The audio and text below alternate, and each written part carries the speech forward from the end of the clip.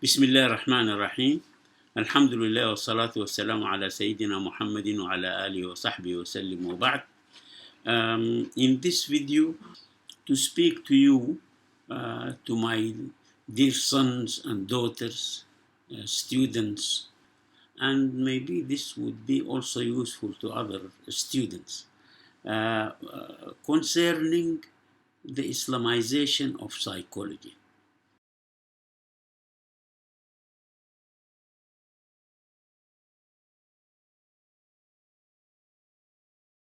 Now, what uh, what is psychology made of? Western psychology.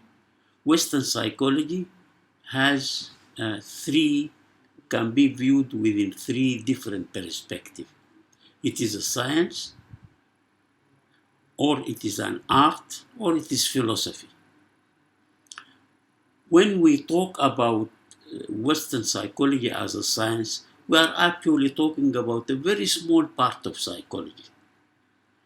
When psychology merges with pure sciences, physiology and psychology would become physiological psychology, behavior genetics would be a marriage between psychology and genetics. These are small areas of psychology. Also, when the scientific method is applied using statistical technique to compare groups, here we are talking about some form of science. But the whole gamut of psychology after that is actually what famous psychologists would say, it is pseudo knowledge, not really knowledge based on science. So when you are told that you are a scientist, you are taking psychology as a science, you better think about what sort of science you are dealing with. Is it really all of it science? When you come to the whole area of counseling, the whole area of psychotherapy, the whole area of psychoanalysis, all of these areas that make the bulk of the psychology which is taught to you is not really science. It's only a science when we are talking about learning by conditioning, when we are talking about perception, when we are talking about reaction time in the laboratory. All of these are the areas that we can consider as scientific, really, in this sense of the word. So psychology is a science only in this limited small area. Again, let us talk about psychology as an art. When we come to counseling, counseling is not a science. You learn how to deal with people, how to listen, how to help them. This is more of an art, a technique in which you actually learn from someone who has specialized in the field and who can do it. When we come to psychotherapy, it's not a pure science, no. Only when you are applying in psychotherapy, for example, behavior therapy, in which a person has developed a certain phobia of, for example, of riding a car, then you make a hierarchy and you begin to desensitize him. This is scientific in some way because you are using conditioning, you are using learning. But the way you use it, the way you apply it, is an art. Some people are good at applying desensitization. Some people are poor at that. So indeed, in this sense, we are like somebody becoming a student to a technician who is teaching him how to do the thing. All this area of tests, how to apply a test, an intelligence test, a personality test, how to make a test. This is actually not pure science. This is an art. How to apply the science. It is a technique which you learn. Just a person, some people will spend a whole semester learning how to apply a specific test. But all of this, when we talk about psychology as an art, we are really faced uh, by an area which we cannot simply apply. For example, when we come to learning, when we come to reaction time, we don't need to adapt. We only know how to use the apparatus in the laboratory to measure the time in seconds in which you can respond to a particular stimulus. This can be done, and once you know the technique, you can apply it, no problem. But when you are having a psychological test that measures, for example, intelligence, and then you come to apply, particularly those vague tests of intelligence, in which you are to compare certain drawings to say the odd man out. You are shown a drawing of, you should show a child a drawing of, of a jug of water and another one of something concerning and the glass of water and so on, and then you show him at the same time a toy. He will say the toy is different from the rest. This is okay. But now in these tests and in many other tests, you cannot apply directly. You cannot apply it from culture to culture. You will have to adapt it. This adaptation of this is very important. I will give you an example. There is a test made by a famous British psychologist. It is called, his name is Ising, and the test is called Ising Personality Inventory, EPI, to measure personality, and mainly the test measures neuroticism, emotionality versus stability, and extroversion versus introversion. Now, in measuring emotionality, there are a number of questions that have been put by this psychologist in London. For example, he will speak to you about how, when you come to see somebody, what will happen to you. Are you going to feel shy? If you are too shy in seeing strangers, if you have heart palpitations, if you have, then there is a question about sweating. And the question is, do you sweat a lot, even in winter? Do you sweat a lot? Of course, when people are emotional, they sweat a lot. But now, this test has been done in one of these African countries and in some part of India where it is terribly hot. And then you ask the person, do you sweat a lot? The psychologist is sweating a lot because it is too hot. The person who is being asked sweats a lot. The person who is sitting there around watching is sweating a lot. So such an item should not be used. You should think about something from the culture, from the, yeah. And so I feel that this adaptation is very important. At times, you just get the idea, but you can make your own test of intelligence according to. For example, I have developed, I have adapted this this personality test of Ising for the Sudan, and I have put items concerning marriage parties, concerning people who come when a person is dead.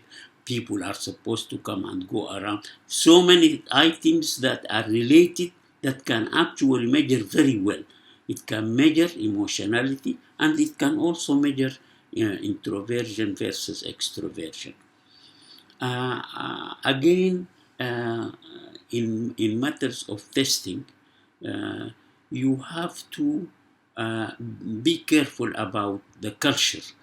For example, there is this test of intelligence for children that that now it is already not that popular, but at one time it was quite popular.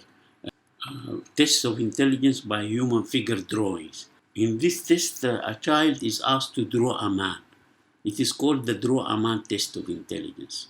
When you draw a man, you cannot you can see from the way the child draws, because the child actually does not draw.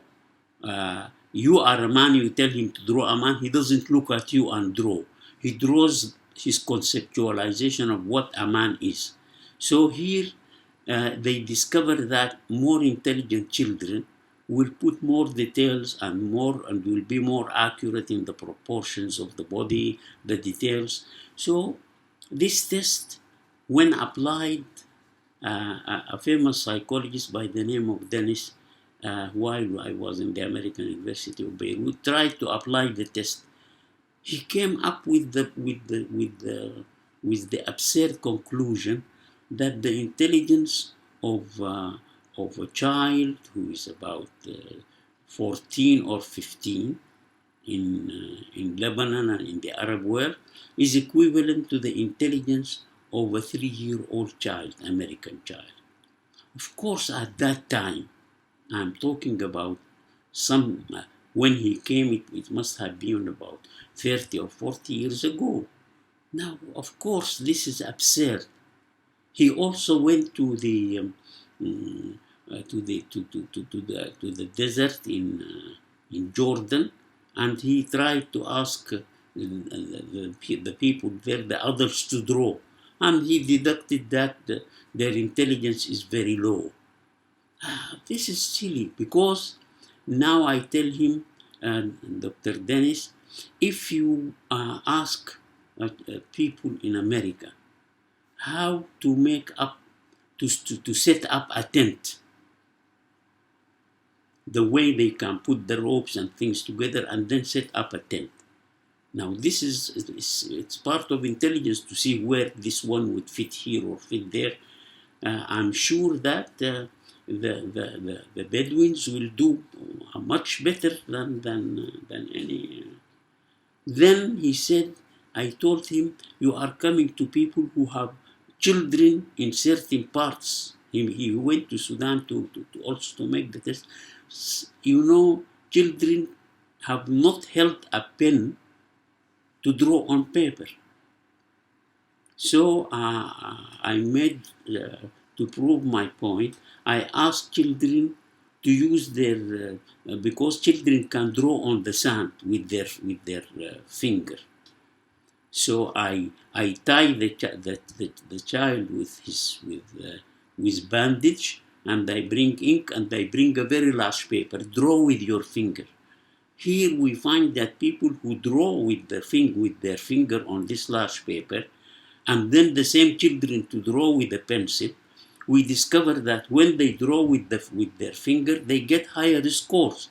So I am giving you all these examples to show you that we actually need to adapt. We cannot just take the test as such and we say this is the art part of psychology, and we apply it. We take an American test and we apply it without really actual thinking about. So this is psychology as an art.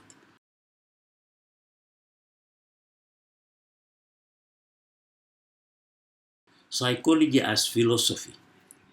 Psychology is influenced by philosophy. All this talk that is said to you that in some time in the last century, 19, I don't remember what the date was, 1979 or whatever, that there was a psychologist, German psychologist by the name of Wundt. He made the first laboratory exclusively for research in psychology, and he was able to establish psychology as a science and to break it away from philosophy. Now, this is repeated to you. You read it in all textbooks. It is not true. It's not true. Philosophy is still alive. They say that after Wundt established psychology, he left philosophy to be an area for speculation and for theoretical thinking, and he made psychology a science. This is not true. Psychology is based on a conceptualization of the nature of man, what man is. If you say man is an ape, an animal that developed from apes, then you the whole of your psychology will be according to this. If you believe that man is a selected creature of Allah and that he has within him a spirit blown into him by Allah, it is a different conceptualization as well.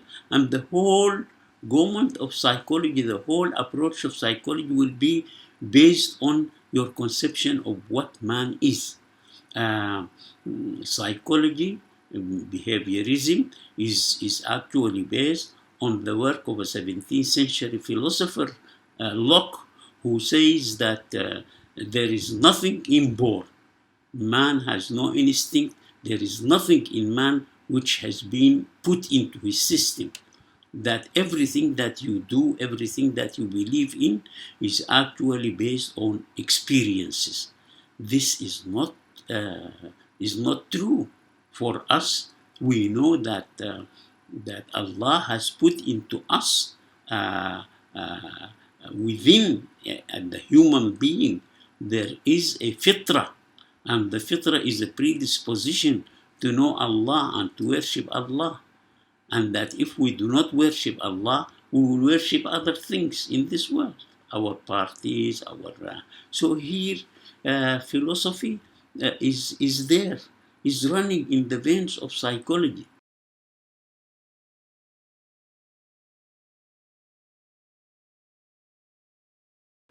It's not true. Psychology as a worldview is the worldview. Western psychology is based on the worldview of the West, on what is known as secular humanism. Humanism is not only mercy or no. Humanism means that you consider man as the decider of whatever he wants to do. Man is so important. There is no power over him, no power of God, no power of anything.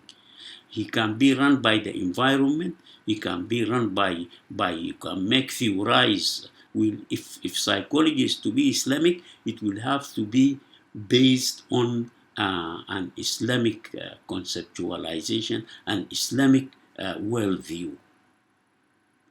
Then when you come to specialize, again, this adaptation is very important in many areas, not only in psychotherapy. For example, if you study social psychology or industrial psychology or whatever, you will have to take all the theories and the practices of the West as applying to the West, but not necessarily applying to us. Even within the Islamic world itself, different cultures within the Islamic world will have differences in them. I will give you an example. At one time, Saudi Arabia, I was then a lecturer in the University of Riyadh in Saudi Arabia, early in the 70s.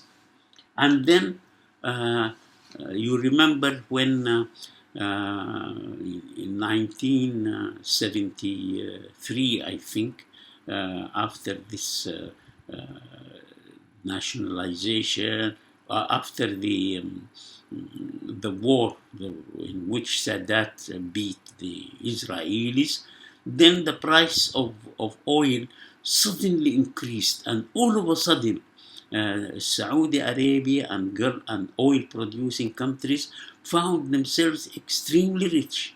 So in Saudi, many people came. The industries began to develop, companies began to develop.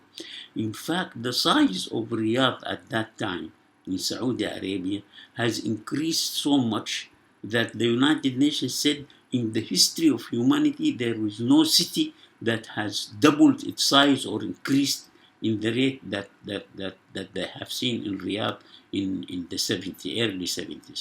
Now, all of a sudden they needed workers from different parts of the world to help in the new companies that flourished.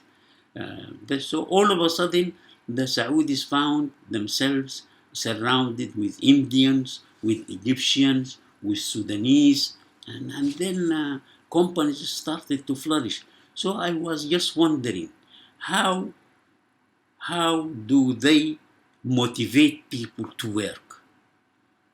Are there differences between ways of motivating an Egyptian as compared to a Pakistani or Indian, as compared with the Sudanese? Then I made a certain questionnaire to ask the managers of companies. It's very interesting. I found that they say, for example, that for the Indian, you will have to make him feel that you are the boss. Otherwise, he will not work hard. The Egyptians is the best in talking to you very nicely, in respecting you as a boss, but you better be sure about his production. The Sudanese, how do you make him motivated? They said to make him motivated, just praise him, cheat him, tell him without you the company will not work well. Tomorrow he will come very early and work very hard. So here what I want to say, even in industrial psychology, in these areas, we need to relook into our method of adapting psychology.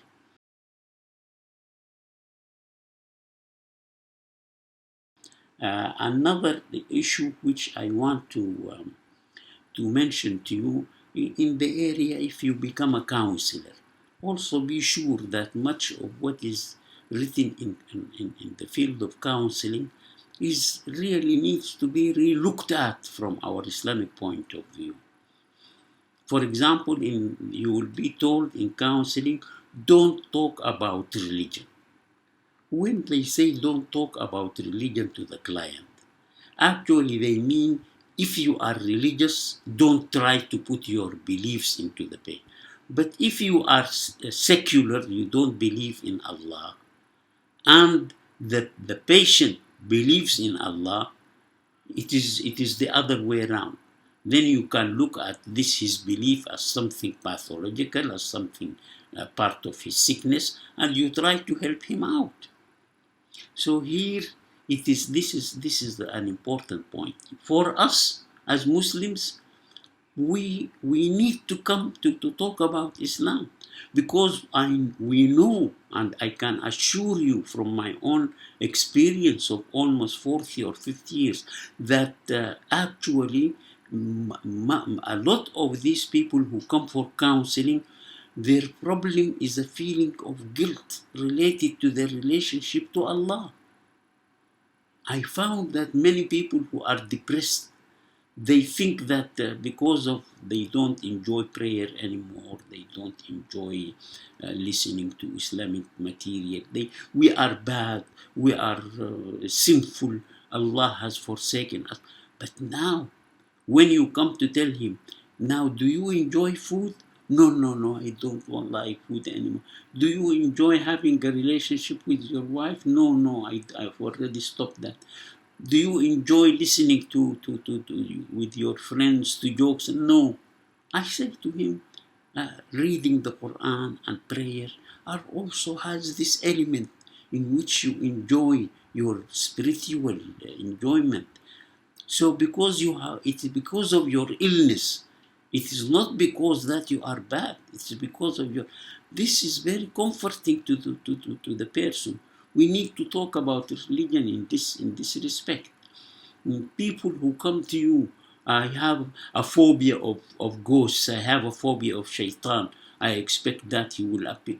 Now, how can you help him without going into religion, without going into Islam, without going into what can the devil do? What is he really? The shaitan, the devil, is afraid of you more than you are afraid of him, if you remember Allah. So this is all aspects that we need to be to relook at it, you see, in terms of our counseling. Again, you see, they will say counseling is neutral, that you become non-judgmental. This is nonsense. Once you sit and you call yourself a counselor, and another person comes to you for help, you have already become judgmental. So this non-judgmentalism, which is all the time repeated in textbooks of psychology, of counseling, is not really true. You need to re-look at it. And again, you see, they say to you, you should be non-judgmental, and at the same time, you should be frank and natural in your feelings. This is a contradiction. How can I be non-judgmental and at the same time become neutral? It's not possible. And then they say that this is ethics should not come in, religion should not come in. But in fact, Western counseling is based on a worldview of the West. If, for example, now somebody come as a patient and says, I want, or as a client, please help me. I want you, then you let him talk and talk and talk until supposedly he actualizes himself. Then he says, now I can actualize myself as a photographer, video one. But I just want to do videos in which men and women will come and have sex, and then I will take photos of them. I know how to do this very well. Then the counselor will say, fine, that's good if this is the way you want to actualize yourself. But if he says to the counselor, I want to have pictures of men having sex with children, he will not accept it. Because still in the West it's considered bad, it's not accepted. If you say to him, I want to actualize myself, I look at my fingers, I can use them very well, I can become a piano player, yes, that is wonderful, become this way. But if you say, I want to actualize myself in pickpocketing, pickpocketing is an art. You can go into the bus, crowded bus, and take the wallet from the pocket of somebody using your fingers in a very intelligent way. He will say, no, this is not allowed, it's not right to rob people. So actually, the whole thing is based on what is right and what is wrong in the West. It is not non-judgmental, it is not neutral. So here you are in counseling, in psychotherapy. You need to be able to pin it down to our own culture. Then, if you have finished your degree and you want to do your master's, then again you will have to. I will give you a certain bit of advice to do